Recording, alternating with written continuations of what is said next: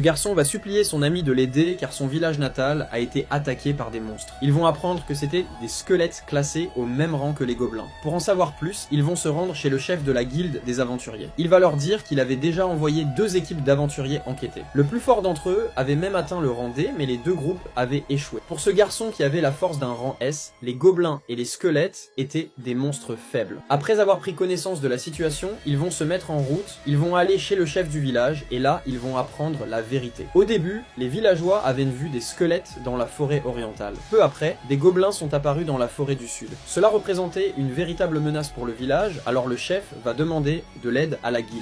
La première équipe va se précipiter dans la forêt. Cet endroit était une terre sacrée interdite depuis des générations. Quand la deuxième équipe est arrivée, certains villageois ont voulu les chasser. Cette affaire était liée au secret du village. Tant que les anciens ne lui donnaient pas la permission, il ne pouvait rien révéler. La nuit est rapidement tombée et le lendemain, il a obtenu la permission d'aller dans la forêt. Mais ensuite, il va se passer quelque chose d'incroyable.